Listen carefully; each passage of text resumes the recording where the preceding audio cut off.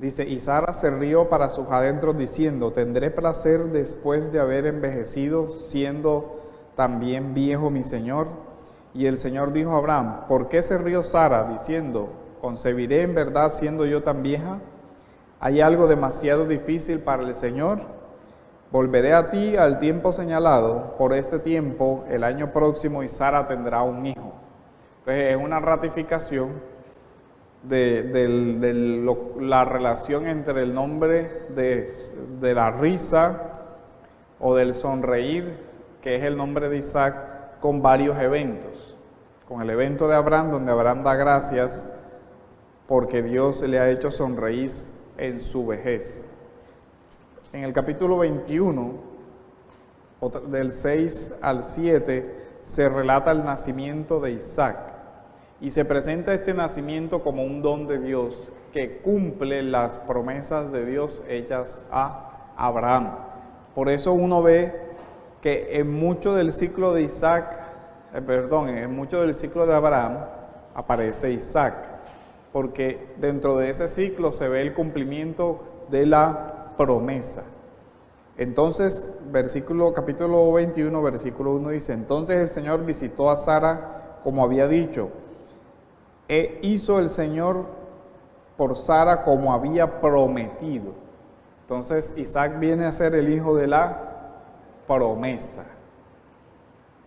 Entonces por eso dentro del ciclo de Abraham se ve mucho para que se vea dentro de la vida de Abraham el cumplimiento de la promesa de Dios. Isaac sería el hijo de la promesa y Sara concibió y dio a luz un hijo a Abraham en su vejez, en el tiempo señalado que Dios le había dicho. Abraham le puso el nombre de Isaac al hijo que le nació, que le dio a luz Sara. Y circuncidó a Abraham a su hijo Isaac a los 8 días, como Dios le había mandado, como señal también del pacto. Abraham tenía 100 años cuando le nació su hijo Isaac.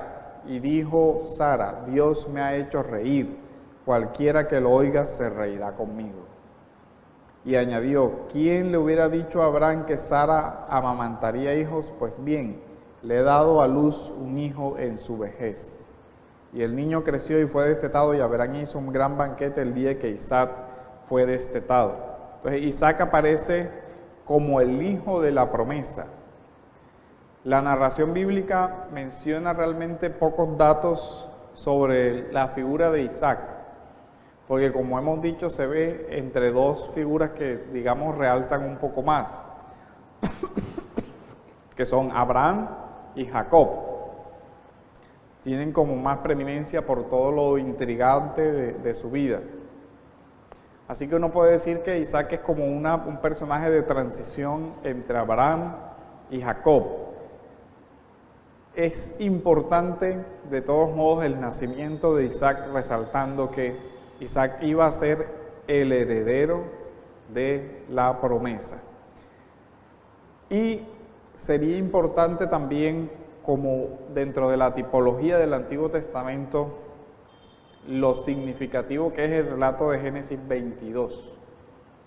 Vamos a leer Génesis 22 solamente unos cuantos versículos.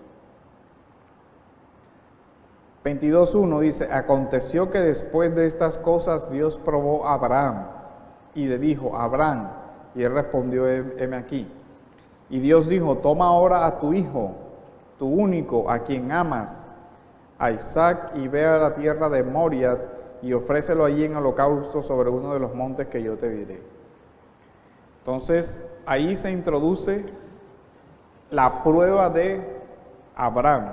Entonces mire lo significativo. Por eso es que no hay lugar todavía a ubicar aquí el comienzo del ciclo de Isaac, porque uno nota que todo el capítulo 22, quien es el personaje principal es Abraham, porque se trata de la prueba de Abraham. Y el versículo 18, por ejemplo, dice, y en tu simiente serán benditas todas las naciones de la tierra, porque tú has obedecido a mi voz. Note que en el transcurso de este relato, Abraham, vamos a ver el versículo 4.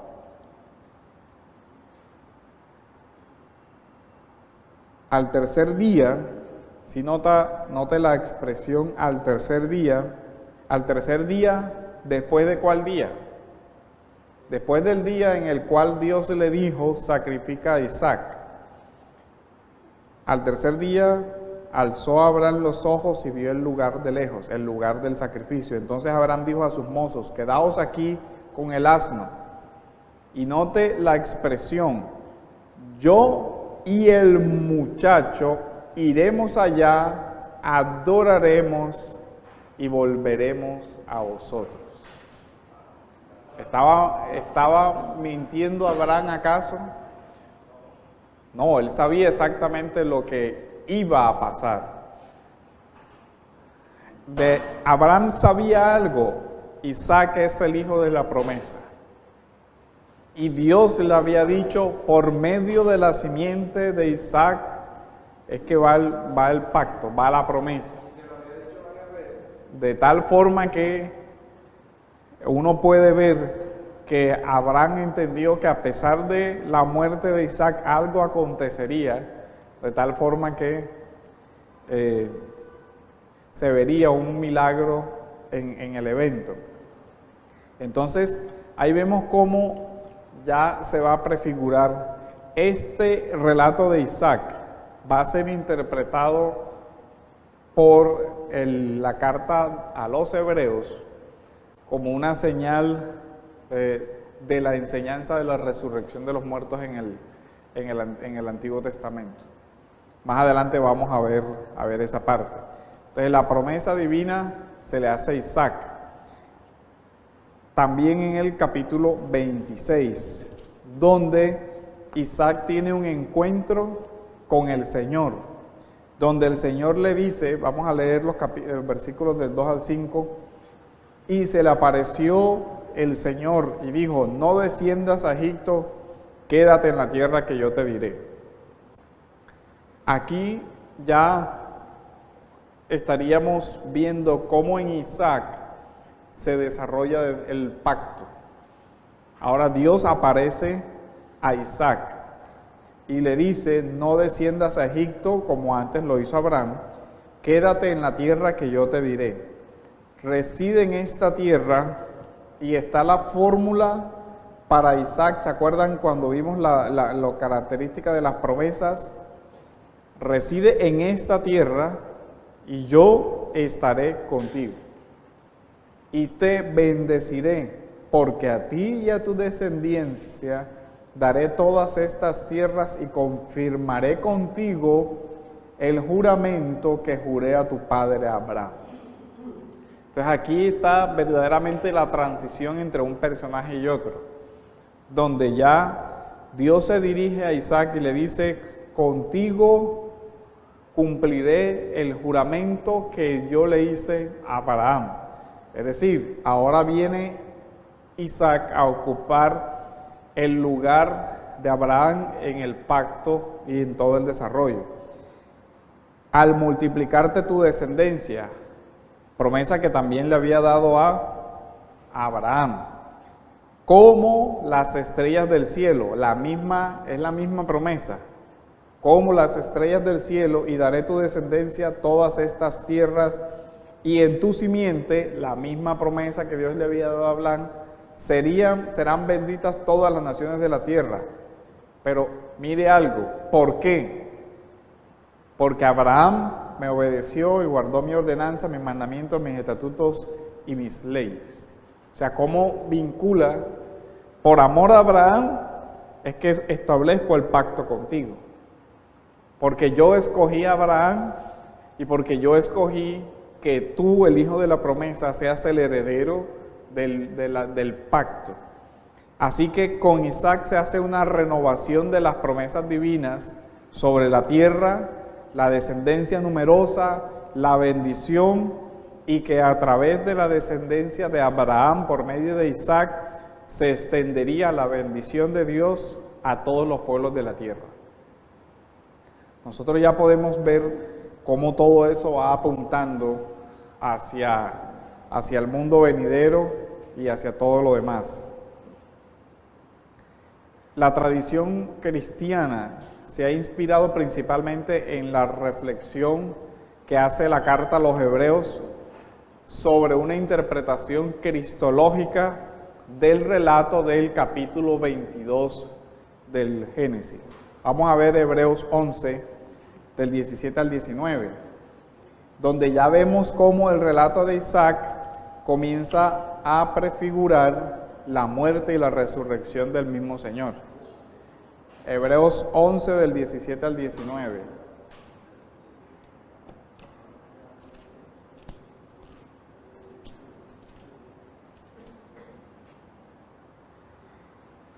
Por la fe Abraham, cuando fue probado, ¿se acuerdan cuando fue probado? El comienzo del capítulo 22, donde dice que Dios probó a Abraham. Dice, por la fe Abraham cuando fue probado ofreció a Isaac, y el que había recibido las promesas ofrecía a su único hijo. Fue a él a quien se le dijo, en Isaac te será llamada descendencia. Él consideró que Dios era poderoso para levantar aún de entre los muertos, de donde también en sentido figurado lo volvió a recibir. Y ahí hay una referencia a que la expresión de Abraham de iremos, adoraremos y regresaremos, ahora el libro de Hebreos la interpreta como una tipología de la resurrección, de tal forma que podemos ver ese sentido ya prefigurado de Isaac. Pablo, por su parte, ve en el nacimiento inesperado de Isaac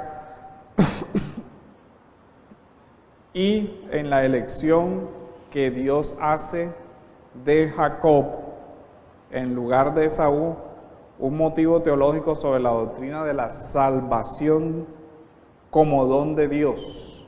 Vamos a leerlo en Romanos capítulo 9, versículo 8. Miren cómo la teología del primer pacto va retumbando en las cartas y en todo el Nuevo Testamento.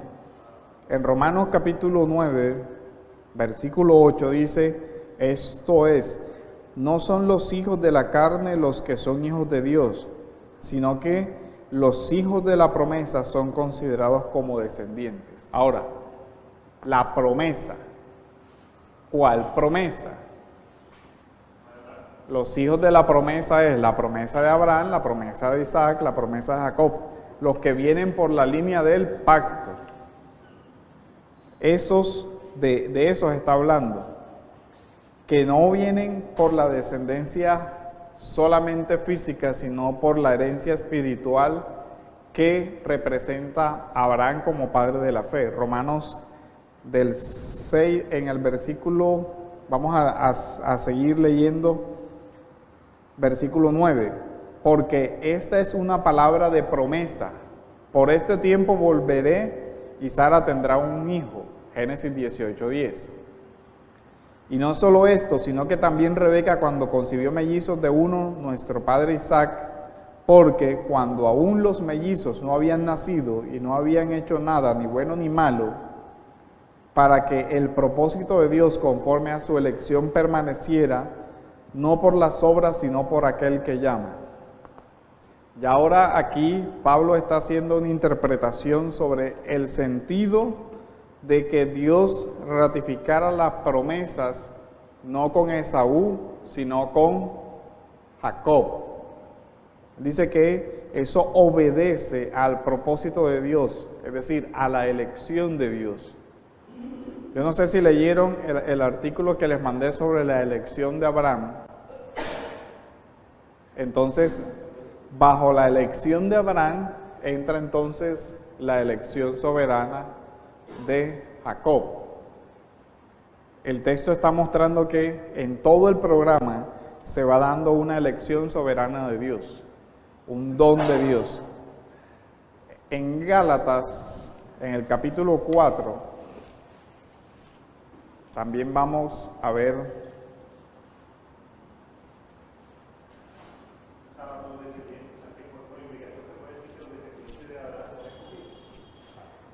que aquellos a los que Dios le concede la fe están bajo el mismo pacto de Abraham.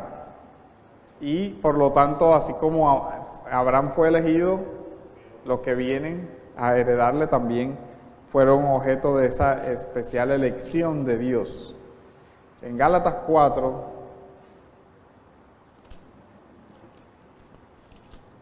miren cómo Pablo interpreta, por eso es importante que uno tenga el relato del Génesis en la mente para poder ver las reminiscencias y lo que Pablo presupone, que ya uno entendió cuál es la promesa, el sentido de la promesa y todo lo que es, y cómo esa promesa después Pablo la interpreta como perteneciente a Cristo, como aquel hijo prometido de Dios.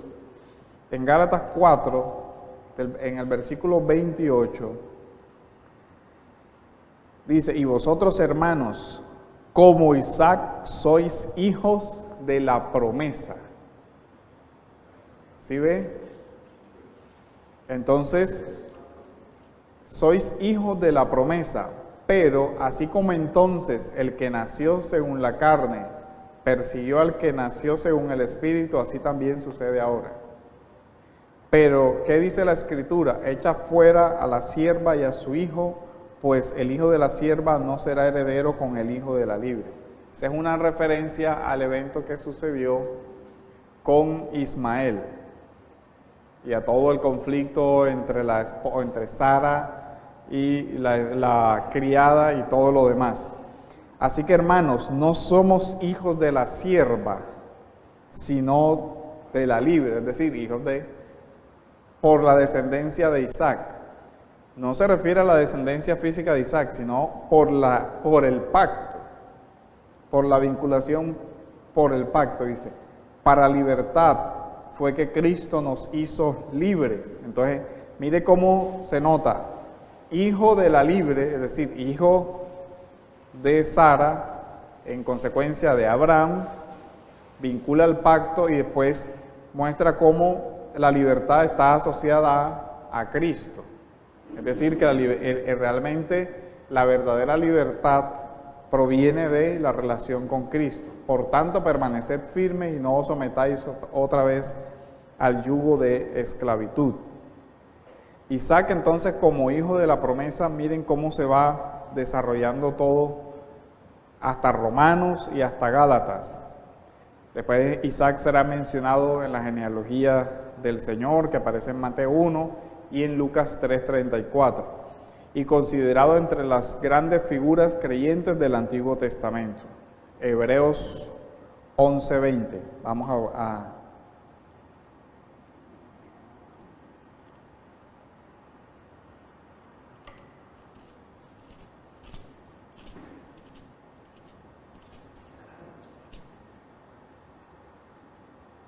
por la fe bendijo Isaac a Jacob y a Esaú aún respecto a cosas futuras. Entonces, miren cómo hay una dimensión escatológica que ya Hebreos muestra desde el primer pacto. Dice que hay una bendición con respecto a cosas futuras. Entre otras de esas cosas futuras está la simiente o el hijo que vendría, que apunta a el Señor. Por eso dentro de la genealogía se ubica también a Isaac, que el Señor viene por la línea de Abraham, viene por la línea de Isaac y de Jacob. Entonces vemos como hay una conexión muy íntima entre pacto, promesas y cómo eso nos lleva hacia el primer o hacia el nuevo pacto. La elección divina sobre Jacob después va a manifestar que hay una continuidad entre la herencia. Isaac bendice a Jacob, ya nosotros sabemos todo el asunto que se gestó con relación a la bendición. Dios había dicho que era por Jacob.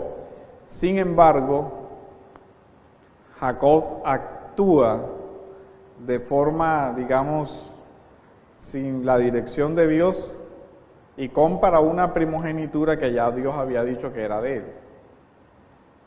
Luego también interviene la mamá, que tenía una preferencia marcada por este hijo, y por eso en este ciclo se ven los conflictos familiares. ¿Se acuerdan que cuando decíamos que en el ciclo de Abraham se veía las relaciones de padres a hijos? Porque es la relación de Abraham a Isaac. Pero aquí es entre Jacob y Esaú, y así, entre los hermanos donde se desarrolla principalmente el choque, el compitiendo por la promesa, por la herencia, por lo que significaba en esa época la primogenitura, que el uno, que el otro, y paralelamente se ve a los padres involucrados en los conflictos de los hijos, dada una marcada preferencia de un padre hacia un hijo y de la madre hacia otro hijo, que termina generando también una fractura ahí entre la familia. Esa fractura y esas relaciones entre hijos e incluso entre hermanas, porque también entre las hermanas que se casan con Jacob, por ejemplo, comienzan las hermanas a tener problemas. Esa resolución de los conflictos entre hermanos se va a resolver solamente en el ciclo de José, donde Dios muestra que todos esos conflictos entre hermanos se solucionan sobre la base de la gracia y del don del perdón. O sea, se introduce el perdón como remedio a la conflictividad entre los hermanos. Y eso también cuando la persona interpreta que todas las circunstancias en las que se ve envuelto vienen de la mano de Dios, como lo hace José al final. Dice, ustedes pensaron hacer mal contra mí, pero Dios realmente es el que encaminó todo esto a bien. Entonces, para que se resuelvan todas esas situaciones familiares y todos esos conflictos entre hijos, es necesario que por la gracia de Dios se vea la gracia del perdón también, y de entender las circunstancias como provenientes de la mano de Dios para moldear el carácter y la vida de las personas. Entonces, en Isaac uno ve varias tipologías o figuras del Antiguo Testamento con relación a Cristo. En el capítulo 22, que ya vimos, uno ve claramente la tipología de Isaac como el Cordero, como el Hijo de Dios, como el sacrificio y todo lo demás. Pero se da una transposición interesante. Aparece la orden de sacrificar al hijo, pero al final Abraham, cuando el hijo pregunta, Padre, aquí está la leña, aquí está todo para el sacrificio, ¿y dónde está el cordero para el sacrificio? De forma enigmática uno ve que Abraham responde, Dios se proveerá el cordero para el sacrificio. Es interesantísimo cuando Abraham dice, Dios proveerá el cordero. Y en el nuevo pacto se ve con toda claridad que es Dios quien proveyó el cordero para el sacrificio. Y que ya no fue un animalito, sino que fue su propio hijo. Entonces, la mano de Dios detiene la mano de Abraham para que no toque a su hijo.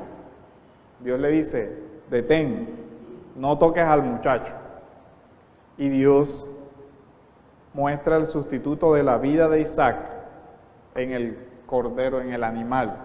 Pero en el nuevo pacto, donde se declara por parte de Dios, aquí mi hijo unigénito, mi hijo amado, también muere y al tercer día resucita, al mismo tercer día en que Abraham llega ya al monte.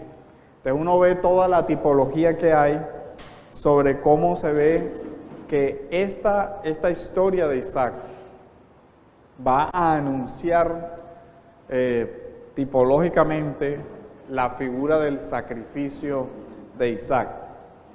En eso hay que hacer varios apuntes.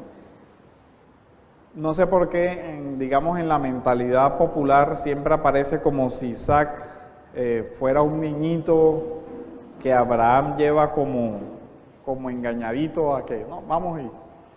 Pero realmente Isaac ya podía tener cerca entre 30 y 40 años. O sea, era un hombre maduro, plenamente consciente de lo que su padre estaba haciendo, de lo que iba a suceder. Y es interesante que cuando Abraham le ata, y no se ve o no se observa en Isaac que pregunte o que cuestione o que se rebele contra la voluntad de su padre. Es interesante cuando los evangelios hablan del Señor, por ejemplo, que dice que como cordero fue llevado al matadero, enmudeció y no abrió su boca. Tal como Isaac no protestó frente a la acción de su padre, el Señor no protestó frente a la acción de su padre, que concretaba el plan de salvación. Entonces ahí vemos todo cómo se va viendo el avance del programa del reino de Dios y cómo uno puede ver en Isaac, a pesar de que es un ciclo corto y que el personaje no es como tan intrigante como Jacob, por ejemplo, que pelea con el hermano, que se va, que huye, que se casa con una, que lo engañan, que se casa con la otra, que entonces que comienza el engaño con su suegro, que le cambia el sueldo, que viene el otro y busca la treta de cómo, digamos que no hay toda esa vivacidad de los relatos o la intriga de José, qué pasará en Egipto, etcétera, etcétera. Pero sí hay una tipología muy interesante en la vida de Isaac. Por eso el texto bíblico lo usa como una referencia interesante, sobre todo lo usa como una referencia de la obra de Cristo. Entonces es bien importante analizar todo ese capítulo 22 del libro de Génesis y ver todas las imágenes que nos llevan hacia el Nuevo Testamento. De hecho, el hermano Gerley hizo un sermón donde trabajó sobre el capítulo 22 del libro de Génesis, que sería interesante. Yo les envié los links, está en la página de la iglesia, para que vean algunos de los elementos que se resaltan en la historia de Isaac, como la esperanza de la resurrección, como lo interpreta el libro de Hebreos. Como doctrina muy importante que aparece en el ciclo de Isaac es el asunto de los hijos que pelean en el seno materno. Vamos a ir al libro de Génesis, en el capítulo 26, si no estoy mal.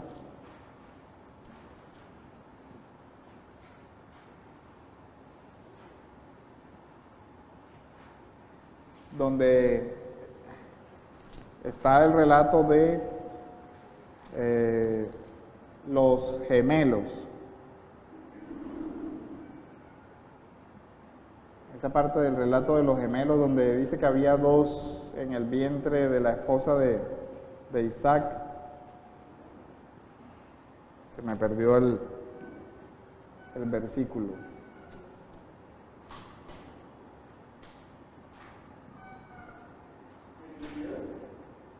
¿Cuál parte dice?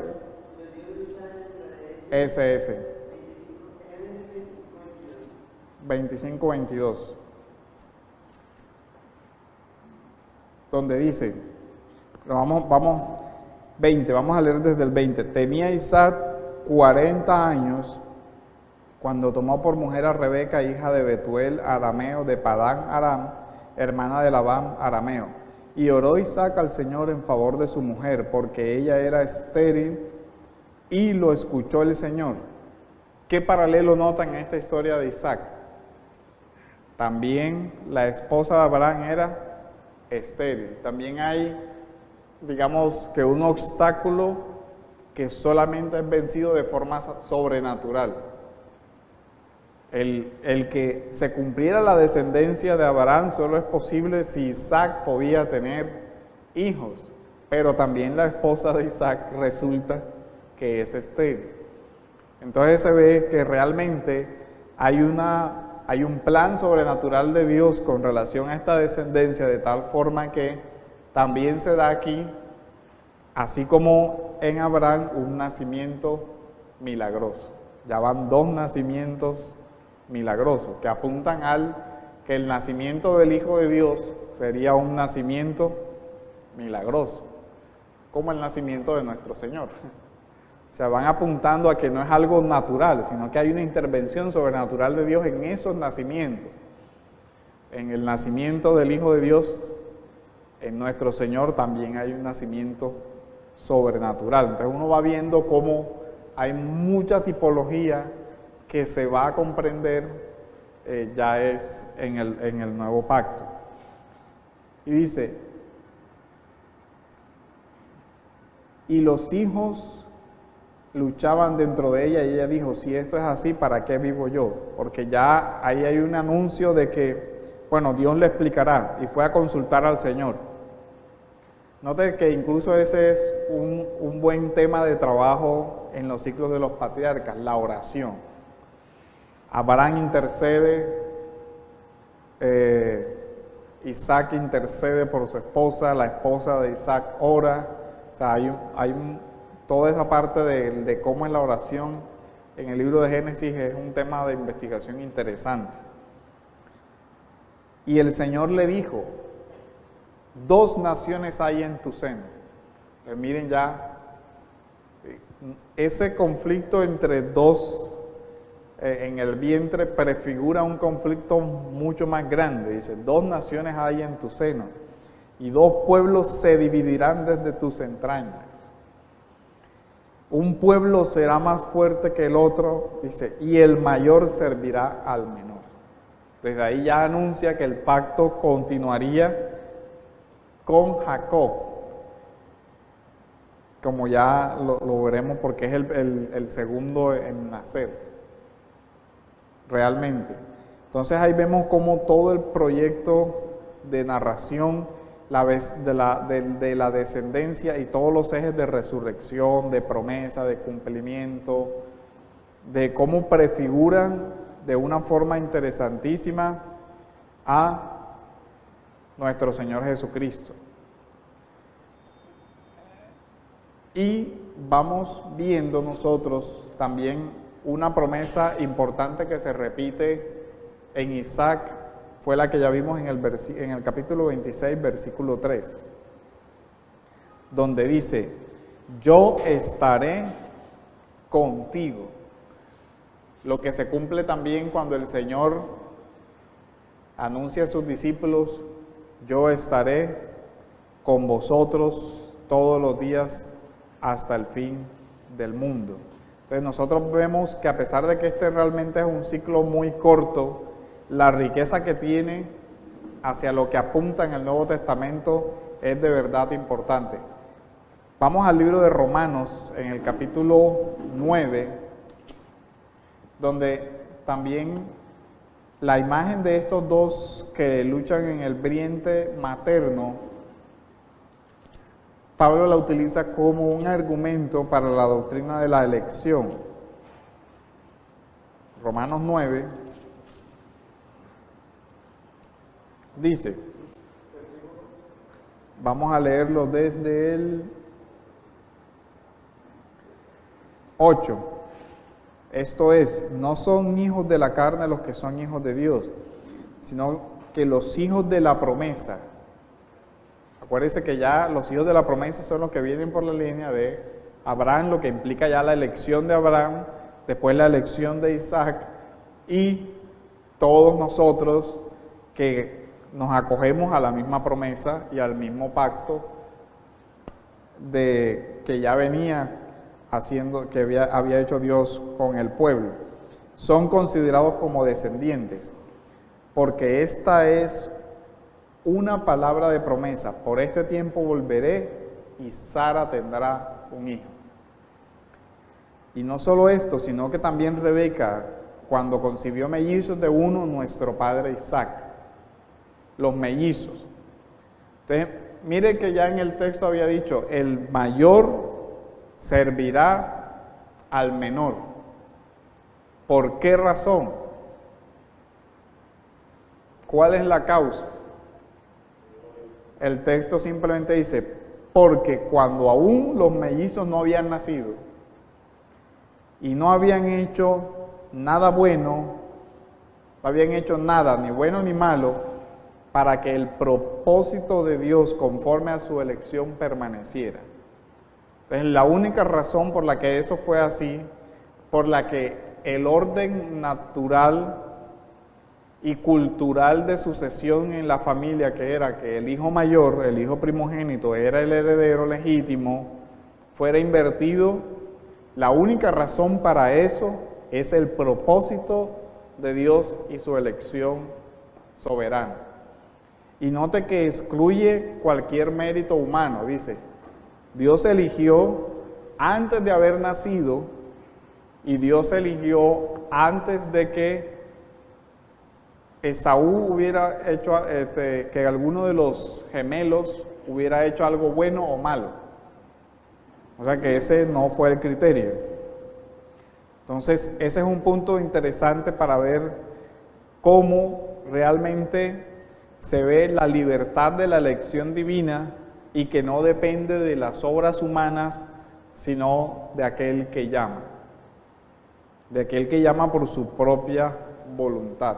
Entonces, en este texto, Pablo utiliza ese evento para explicar los planes divinos y para aclarar que el plan de Dios, el plan de redención de Dios, no se funda en los méritos humanos, no se funda en las obras de los hombres, que la salvación obviamente no es por obras y que la elección de Dios es una elección basada en la gracia y solo en la gracia de Dios. Excluye toda obra o todo mérito humano. Por eso el texto dice, antes de haber nacido, cuando no habían hecho ni bien ni mal, para que se mantuviese la libertad de la elección divina, que no estuviera la elección divina condicionada a nada. El texto no permite que uno haga la lectura de, como ya Dios vio todo lo que Esaú iba a hacer, entonces Dios escogió. O como Dios vio que el uno iba a hacer esto y el otro no iba a hacer esto, entonces, porque la elección se da no con base en eso, sino con base en el propósito de Dios, en la elección de Dios, que no depende entonces de las obras humanas, sino del que llama, como fue dicho a Rebeca, el mayor servirá al menor, y esto por elección de Dios.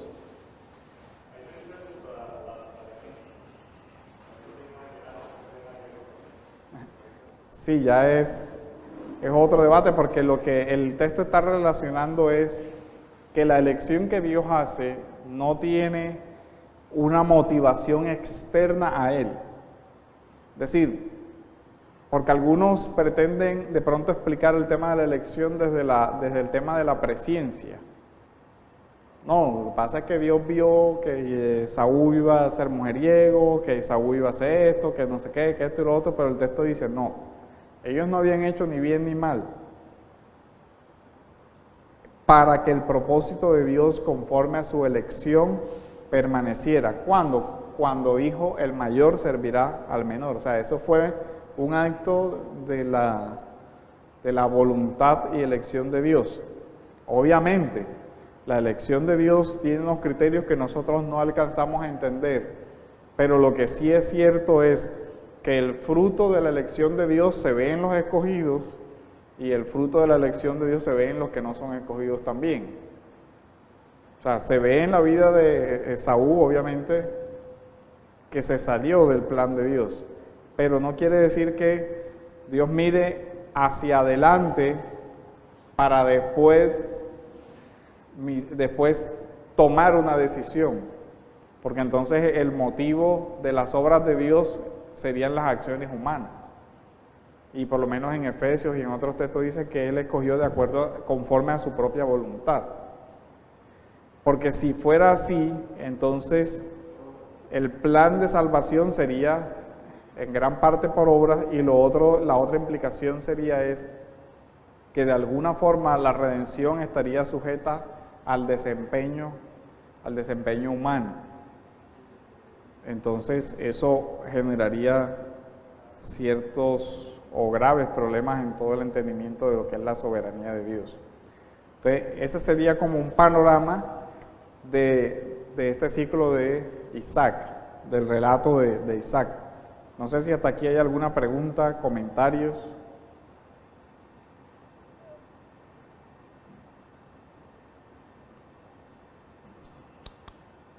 Hola.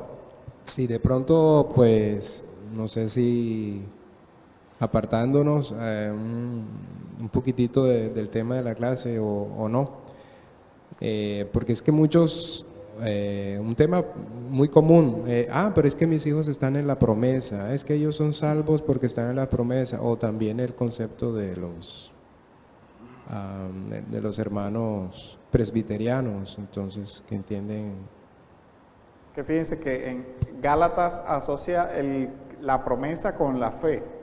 Los que tengan la fe de Abraham entran dentro de la promesa. Y todo el que tenga la fe de Abraham es hijo de Abraham, así no sea descendiente físico de Abraham. Entonces la promesa tiene que ver con la fe. Desde ese punto de vista, la fe no es algo que el Padre transmite. El Padre enseña. La Escritura, educa, todo lo demás. Pero quien otorga la fe es Dios. Porque la fe es un don de Dios, no es algo que el Padre pueda transmitir. Abraham no transmite la fe ni por descendencia física ni por otro medio. Abraham, obviamente con su ejemplo, con su oración y con todo lo demás, guía la vida de Isaac. Pero en algún momento, miren cómo se dan como las transiciones en la Escritura.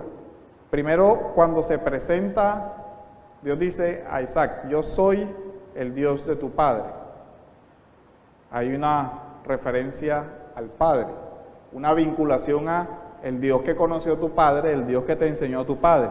Pero cuando uno sigue leyendo, ve la transición, yo soy el Señor tu Dios. O sea, ya ahí no hay una relación mediada por el Padre, sino ya hay una relación directa de Dios con esa persona.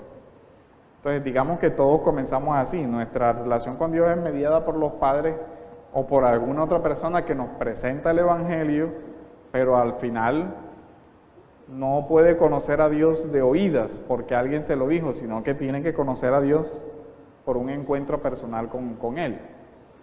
El padre puede ser de gran bendición para un niño crecer en un hogar cristiano, pero eso no le asegura la fe, porque la fe es un don de Dios. Ese padre, ¿qué tiene que hacer?